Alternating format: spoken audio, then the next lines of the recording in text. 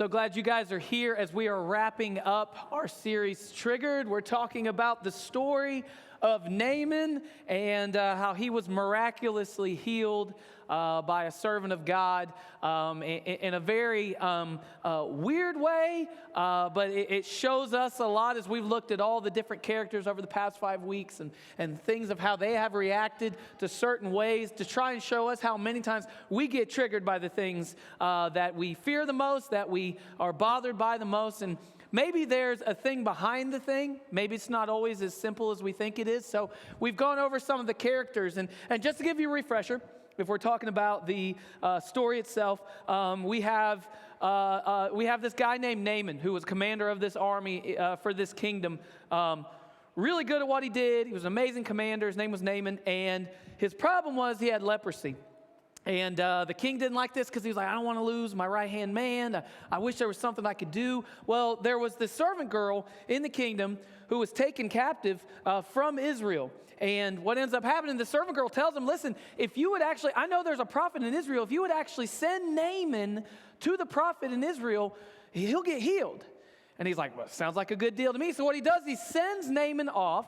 And he actually doesn't send him empty-handed, but he sends him with a bunch of money, 100 pounds of gold, 100 pounds of silver, 10 sets of nice, fine clothing and all this stuff. And he's going to send him to the king, and he wants the king, because he assumes the king, who is the king of Israel, would know and be close with this prophet, right? So he's like, hey, listen, sends a note and says, I want you to heal Naaman. The king doesn't like it. He freaks out. He doesn't know what he's going to do. He's like, I can't heal this guy. Like, am I God? I can't do that. Well, luckily, one of the servants was like, listen, no. They get the word back to the prophet.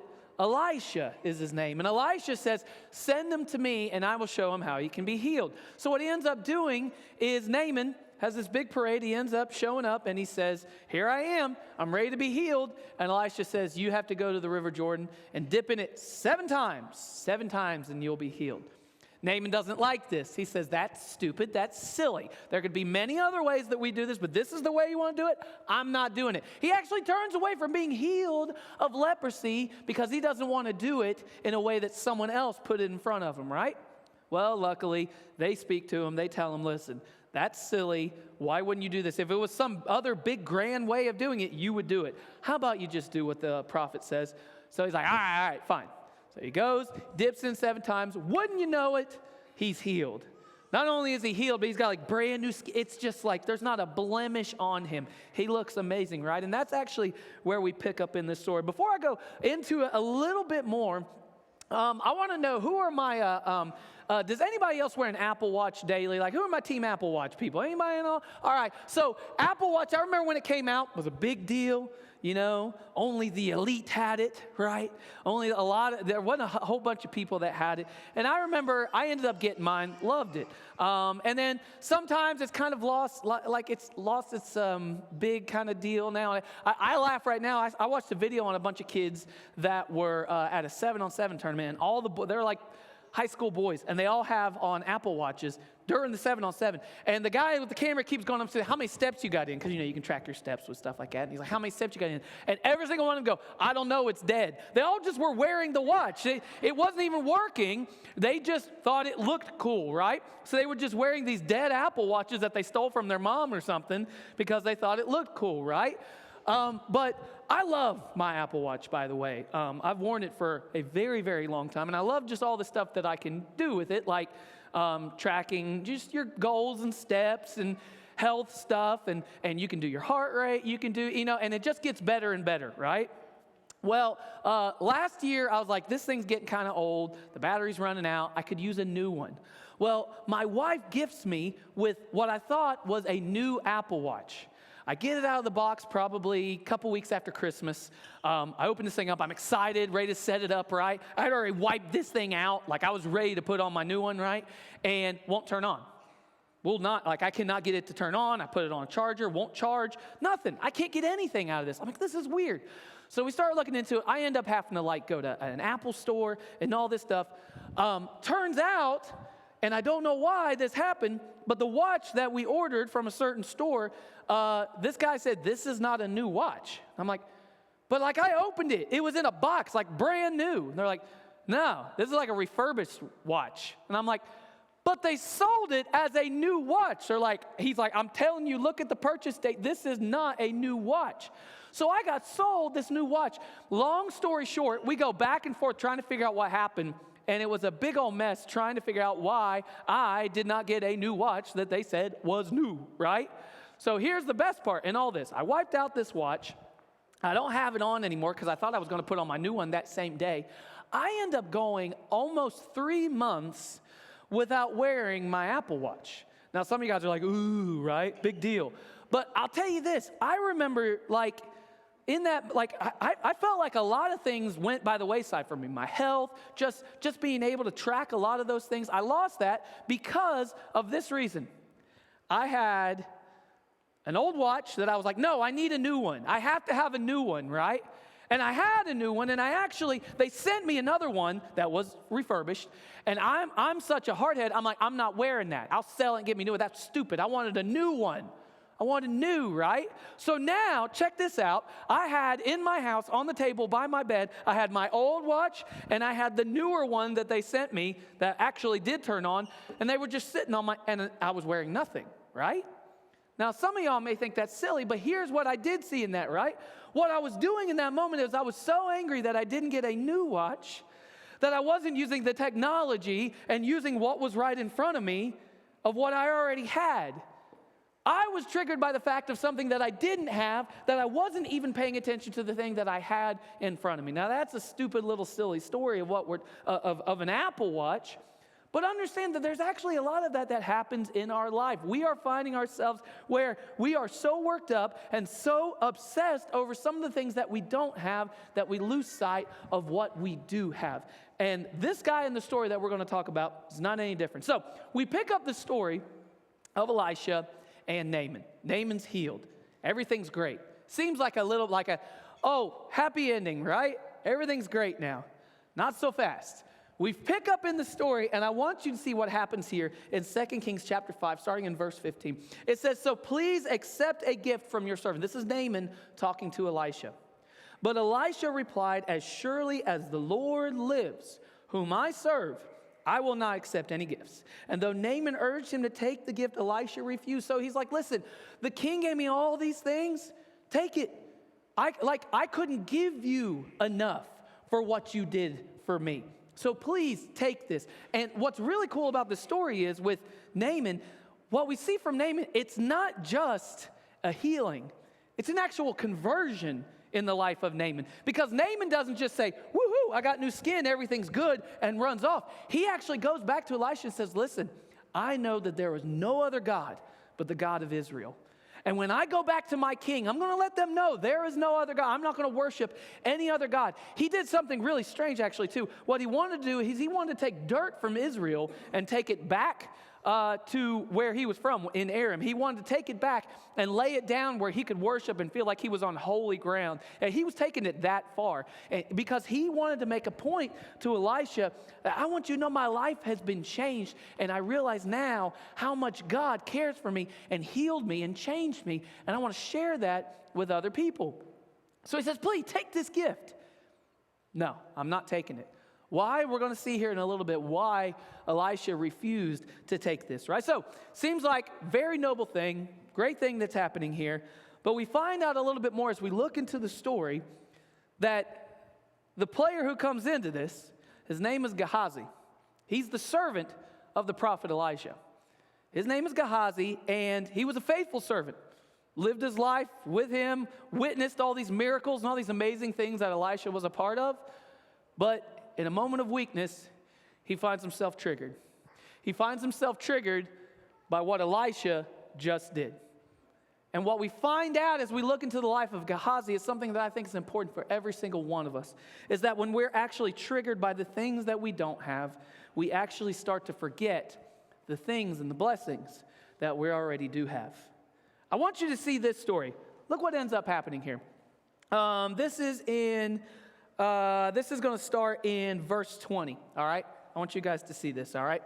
It says, but Gehazi, the servant of Elisha, the man of God, said to himself, my master should not have let this Aramean go away or get away without accepting any of his gifts. As surely as the Lord lives. I love how he uses, he's declaring as the Lord lives in this. He says, as surely as the Lord lives, I will chase after him and get something from him. Remember that. I will chase after him and get something from him. So Gehazi set off after Naaman.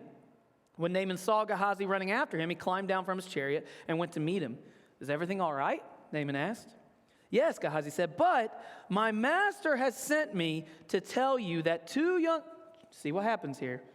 You see the story, the web that's being made right now, okay? He says, the two young prophets from the hill country of Ephraim have just arrived. He would like 75 pounds of silver and 2 sets of clothing to give to them. By all means, take twice as much as silver, Naaman insisted. He gave him 2 sets of clothing, tied up the money in 2 bags, and sent 2 of his servants to carry the gifts for Gehazi. But when they arrived at the citadel, Gehazi took the gifts from the servants and sent the men back. Then he went and hid the gifts inside the house. So Gehazi decided in a moment of weakness, after he gets word, he's like, listen, and maybe he was sitting there thinking, all right, man, I saw that dude that just rolled up with Elisha, and the dude is loaded. I'm talking literally loaded. There's 100 pounds of silver, 100 pounds of gold on his horse that he just rode in on. I'm telling you right now, this guy's got bank. This is going to be a payday for us, right? And then when he gets finally healed and it all happens, Elisha says, nope, not taking the money. And Gehazi's like, huh? We're not nothing? We're not taking a shekel. We're not taking a coin. We're not, nothing, absolutely nothing. He sends him off. Actually, Elisha tells him, he says, go in peace. Go in peace. So Gehazi says, nah, we got to get some of that, right? We got to do something with it. And by all means, let me explain. I think there may be even be in the life of Gehazi right now, there may be some struggle. Maybe things aren't great for him financially. Maybe he's struggling, his family's struggling. Maybe there are people around him that he's like, it would really help him if he were to have this. Or maybe his clothes are in bad shape. Maybe he's like, I have the biggest hole in the back of my pants. I need something here. And this guy's willing to give us free clothing, and you told him no? Can't have it. So he chases after him. It says that he chases after him, and when he catches up to him, it's not enough just to say, hey, listen, I know Elisha didn't want this, but I'm struggling. He says, no, there's 2 prophets, and, you know, they could really use this, so why don't you just give us a little bit of that? And, of course, Naaman, he's like, it's not my money, it's the king's money. Take it. Here, have 2. Like, you can have it all. I don't care. So he takes it, and as he comes back with Naaman's servants, he actually stops when he gets to the citadel and says, I'm going to take this, and I'm going to hide it. So now not only has he chased after this and began lying, but now he finds himself hiding. The first thing that I think for us to understand and to see, and that's important for us to know, is that many times in my life and in your life, if we don't watch out for it, constantly chasing after personal gain will eventually end in personal pain. You see, he decided in this moment that he was going to chase after something. He decided that he was going to go after something that was not his because he felt the need to have it. That there was a tough time in his life, and he thought he was going to use this, right? And so much so that now he's planning on lying about it. He's going to make some big story up. So he's probably chasing after him, and he's like, as he's going, he's like, you know what? I better come up with some kind of cool story for him to give because I don't think my pity story is going to do enough. So he's like, I'll just tell him there's prophets. So like, not only is it like something for me, but now I'm actually going to start using the prophets of God to be able to get what I want, right? So then he gives him these things, and not only now is he chasing, now not only is he lying, but then he begins to hide. You see, for many of us, what we do and what we get into is understanding that even though we're triggered by the things that we don't have, and I want you to understand this, the idea of greed, some of y'all have checked out this morning for a lot of different reasons, but one of them may be because you're sitting here saying, I'm not a greedy person. I don't get obsessed over money. My finances are fine. I don't need a lot of money. I don't need a whole bunch of things to make me happy. But listen, it goes so much more deeper than that. It can happen in the things that we have in our life. We can be greedy with our time, right? We can be greedy with the people around us. We can be greedy for just our family and our unit and not thinking about anybody else outside of our own little circle. We can be greedy for social status. We can be greedy for how we view ourselves online, right? There's so many different layers to this thing that we all find ourselves in because we are personally trying to push ourselves to the front in so many areas, making ourselves number one. But what it ends up being, as we look at the story a little bit more, we find nothing but pain. We find nothing but sorrow. We find nothing but ultimate emptiness in our lives. And so Gehazi, as he's chasing, and as he's lying, and as he's hiding, have we found ourselves there? What is it that you're chasing? What is the thing that you find yourself going the hardest for? What is the thing that you strive for every single day? What's the thing that makes you wake up in the morning? Is it for your own personal gain? Is it for your own personal wants and possible needs? Or are we finding ourselves in a place where maybe it's about what's happening around us? See, because Elisha, what's he end up doing? He doesn't want to take any of this money, right? He doesn't want to take a bit of it. Gehazi couldn't handle it.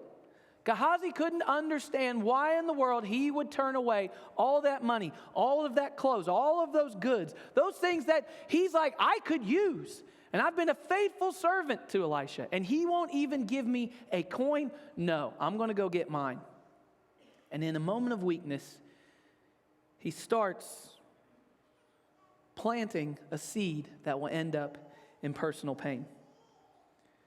So he decides he's going to go after him after he refuses the gifts. So not only does he lie, but he also betrays this trust that now that he had as Elisha's servant. Because what ends up happening with him, he's so gripped by this. He's so taken in by this idea that he's willing to lie. He's willing to cheat. He's willing to hide things in his life because now he doesn't want to get caught.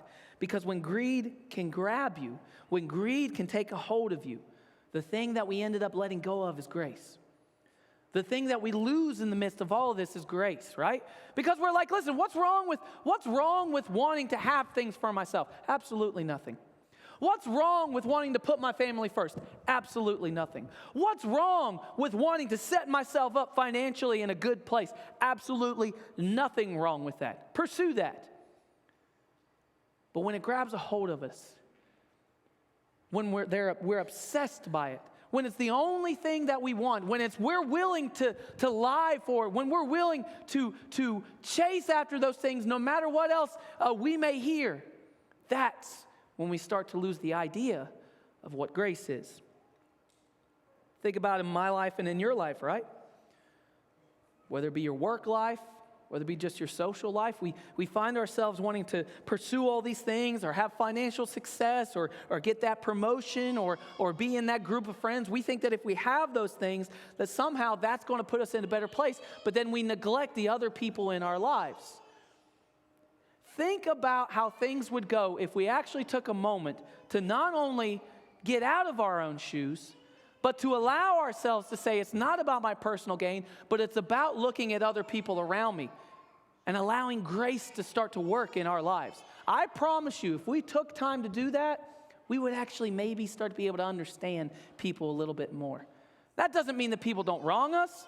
That means that people don't hurt us, but maybe grace can start to take a hold in our life. Because when greed grabs you, grace is what you let go of. Look at here in 2 Kings chapter 5, verse 25. This is what ends up happening. So he hides the money, right? He hides the clothes. He doesn't want anyone to see it because he knows what he did was wrong. In comes Elisha. Check this out. It says, when he went into his master, Elisha asked him, "Where have you been, Gehazi?" That's bad news. "Where have you been, Gehazi?" "I haven't been anywhere." You see, the lies continue. The lies start to stack up. "I haven't been anywhere," he replied. But Elisha asked him, "Don't you realize that I was there in spirit when Naaman stepped down from his chariot to meet you?" Uh-oh. Was Elisha like in a tree or something? How did he see this? How did he know what was happening? He's a prophet. So it says that he saw it, right? And look at what he asked him here. He says, is this the time to receive money and clothing, olive groves and vineyards, sheep and cattle, male and female servants? Because you have done this, you and your descendants will suffer from Naaman's leprosy forever. And when Gehazi left the room, he was covered with leprosy. His skin was white as snow. Wow. This is some heavy stuff. He gets caught by Elisha. And then Elisha says, you know what? You're chasing after Naaman. You're chasing after his money. Guess what? You can have his leprosy as well. It's like, whoa. That's pretty serious stuff. And in the surface, when you look at this, you ask yourself, okay, so what is the lesson for us today? Don't deceive to try and get money or you're going to get leprosy. What we see is how deep-seated the idea of greed and wanting things for just ourselves can affect every part of our life. This curse was now given not only to Gehazi, but to his entire descendants, to his family. They were all going to suffer from it because when we chase personal gain, personal pain will follow. Every single one of us, when we are consumed with getting what is ours, we find only struggle. We find only hurt. We find only pain. And so as he's going through all these things, he runs out of there, and this is the end of Gehazi's story, right? He's a leper. He has Naaman's curse, and now it's on his family as well. But we find ourselves where greed becomes part of something that lives through our life every single day. But maybe if we instead focused on something that we have instead of what we lack, maybe that would actually start to cultivate a world of grace for us every single day. Think about it. I went without my watch. I know, this is silly. This is stupid. But I decided I wasn't going to wear my watch. Now, you see, I got that's how you earn your stripes when it looks like that. And I got the watch mark, all right? I decided I wasn't going to wear it. One day, I was like, I'll get the new one, and I'll put that on, right? Next day comes, no, I haven't did it. I don't want to spend that money yet. I'm not going to do it, right? Next day, next week, 2 weeks, 3 weeks. All of a sudden, I'm still angry. It's like, hey, why aren't you wearing a watch? It's because, well, I haven't gotten the new one. Well, don't you have a watch right there in front of you? Think about how we work within our lives every single day. We are so focused on the things that we don't have that the blessings and the gifts and the grace that is given to us by our Father and through the people that are around us, we ignore and we have nothing to do with. We chase something else. We're living our life like a dog chasing his tail every single day because we think that there's something better for us out there instead of focusing on what we have. You may be sitting here and saying, well, I don't have a lot, Aaron. Gehazi probably looked at it and said, I don't have a lot. I don't have a lot happening for me. So in a weak moment, he decides he's going to run after something. He's going to chase after something. But what did Elisha tell him? When he confronted him about him, he asked him a question. He said, is this the time? And he goes and he doesn't just stop, because I love how he starts. He starts with money and clothing, which is the only thing he took. But he doesn't just say money and clothing. He says, is this the time to receive money, clothing, olive groves, vineyard, sheep and cattle, male and female? He goes on this whole list of all these different things. What's the point? What was Elisha trying to get at? Why did Elisha refuse these gifts from Naaman? Because in this moment, he knew that there was an opportunity for a guy who was converted, a guy who was healed, a guy who now had the mantle of the God of Israel. He had a moment to go back. And when he would go back, they would say, look, he's healed. It's a miracle. And they'll say, how did it happen? I went to a man who serves the God of Israel. And what happened? He changed me forever. And they say, that's awesome. You know, I got some family that's sick as well. I should send them this way. How much? Let's be honest, when something's cool, right? What's the first question you have in your mind? What's the catch? How much? What's it worth, right? And you got to think in this moment, he went back and he said, the prophet of God, he did this for me. And they say, well, how much was it? And he said, nothing. Nothing. All it cost was for me to say, I'm unclean. And I will jump in this river. I'll do it 7 times. I'll do it 70 times. And it changed me. And now I serve only one God. I serve the God of Israel. And so in this moment when Gehazi goes after him, he said, no, actually we need a little bit of that. And he starts making this lie. And he starts stacking on to the lies as he meets up with Elisha. Why was it so important? Why was the penalty so harsh on Gehazi and his family? Why did this happen? Because in this moment, Elisha wanted to show him that we have cheapened this gift that God has given Naaman. Too often, when you and I chase after personal gain, and we make things and focus things on what we don't have and how we can get more, we often cheapen what grace God has given every single one of us. Think about it. Think about the grace that God has shown you in your life. How often do we cheapen it because we're like, it's not enough. I don't have enough. I need more. I got to have more for me. I got to have more for my family. I have to have more money. I have to have more time, right? We all want more time, right? Guess what? It doesn't matter if you're Aaron on a Sunday morning or you're Donald Trump, President of the United States. Guess how much time he has? 24 hours, just like you, right? We all get the same amount of time, but we want more. We all feel that we deserve more and that we need more. And when we do that, we often cheapen the grace that God has given us.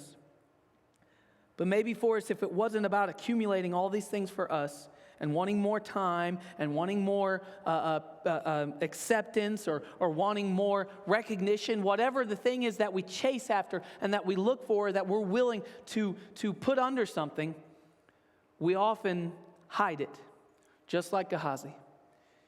You see, you may sit here right now and say, I'm not a greedy person. And I would like to say, you're probably not. I would like to sit here and say, I'm not a greedy person. But when I actually start to dig, I find how many things that I have masked as something else. And I have decided, just like Gehazi, I'm going to hide it. And it's not going to be a problem for me. You see, what I want to gain and what I want is something we've talked about in this place right here, is acceptance from people and people to like me and to people want to be a part of my life, right? We all do it in silly, simple ways. Facebook. My wife posts a picture of my kids about every day on Facebook, right? And I'm the one that's sitting there like, I'll never post a picture. That's stupid. But you know what I do? When my wife posts a picture, which my kids always say it's funny, she can post a picture within 4 minutes. She's got it's on Facebook. They're like, I bet you that was on Facebook already. Yes, it is. Guess what? I go on there and I'm like, look at that picture. Oh, it's a good picture of my son. I go back to about 5 minutes later. How many likes does it have? Anybody comment? Ooh, okay, lots of likes. Okay, not many loves, just some likes. You see, you're laughing because we've all done it, right? But I do it. I'm consumed with it sometimes. Why? Because we let that grab a hold of us. We let that be the thing that we get greedy about, and we hide it as if, well, I'm just proud of my kids. Be proud of your kids. But understanding that those things can grab a hold of us. So maybe if we started focusing on the things that we have and the blessings that God has given us. Look at what it says here in 1 Timothy. It says, godliness with contentment. You can do all the right things. You can do all the good things. But it's godliness with contentment. To be happy. To be relaxed. To know what grace is. To live with that is great gain. For the love of money is the root of all kinds of evil. Now we sit there and we mess that verse up and we say it's money is the root of all evil, right? It's the love, it's the pursuit, it's the obsession with gain for ourselves. Doesn't just lead to bad things, it leads to all sorts of evil. But maybe if we found ourselves in this place, and I'm going to leave you with this morning. Let this be your prayer this week. You can write it down. You can find it in your notes in your phone. You can bring it up on the Bible app. You can, however you want to get this, or you want to learn it and quote it. If we could actually find ourselves in this verse in Hebrews chapter 13, this is the Message version because it meant so much when I read it this way. It says, don't be obsessed with getting more material things. Be relaxed with what you have. How often are you relaxed with what you have? How often? Since God has assured us, I will never let you down, never walk off, and never leave you. How often do we focus on the fact that no matter where we're at, no matter what we're doing, God promises us that He will never walk away from us. He will never leave us. He is there with us. Then, when we remember that, we can boldly quote, check this out. God is there, ready to help. I am fearless no matter what. Who or what can get to me? Who or what can get to me? I've had a lot of who's that have gotten to me. I have had a lot of whats that have grabbed a hold of me. And it's a struggle. And it's a weakness. And just like Gehazi, many times in my weak moment, I decide I'm going to chase something that I don't need, that I thought I would have to have. And because of wanting to chase that personal gain in my own life, it ends with pain. But what if I was actually able to start every single day knowing that God is there, ready to help, who says, I'm there, I'm not leaving you, I'm not walking away, I'll always be there with you. And I can find no fear because of that. Who or what can get to me? So this is my challenge for you guys. I'm going to put this back on because I'm losing my steps without it. Any of y'all obsessed with your steps like I am? What if you woke up every morning this week, even if you don't remember the verse, even you're like, that's a lot of words, Aaron, I don't do that. What if you were able just to wake up every morning and say, God, who or what can get to me? Be pretty dope if we all did it. God, you know who I am. I know who you are. Who or what can get to me? That's my prayer for myself this week. That's my prayer for you. As we close out this series, understanding that we're triggered so many often by the things that we don't have or the way that things are set up or how other people operate, that we let those things determine how we are going to react. What if we allowed ourselves to remember how much He loves us and how much He cares for us? Maybe you're realizing that love today. Maybe you're realizing how much He cares for you. I promise you this much. No matter where you're at, no matter what you've done, I promise you, when you call upon God's name, He'll be right there for you because He'll never walk away from you. He stands right here, right now, ready to accept you for who you are. All you have to do is call out His name. It's so great to know that no matter where we find ourselves in our life, all we have to do is call His name. Maybe you need that this morning. Maybe you need to see that love. Maybe you need to experience that grace that can grab a hold of you instead of chasing all these other things that you think is going to fill you. That's found in Jesus and in Jesus alone. Those who call upon the name of God will be saved. Saved from this life where we think it's all about us. Saved from this world that's falling apart in front of us. Why? Because we're chasing after things that mean nothing. Would you guys take a moment and pray with me? And we're going to close. No matter where you find yourself today, no matter where you may be struggling, maybe it's a chase of that personal gain. Maybe it's greediness. Maybe it is. Maybe you have issues with loving money. Maybe it's a social status thing. My prayer this morning is for every single one of us to understand how much God loves us and how much, no matter what we're dealing with, the who's and the what's in our life do not have to get us.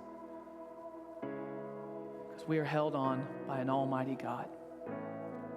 Father, I pray for every single person here. I pray those who are still searching, who are looking, God, I pray that they would hear this today, knowing that they are loved and they are cared for and they are accepted right here, right now, when they call on your name. I pray for those who have called on your name, those who claim Christ, God, that today we would be reminded of the things that we chase can lead to pain, but God, when we chase after you, there's only love, there's only mercy, there's only grace. We love you. We ask all these things in Jesus' name. Amen.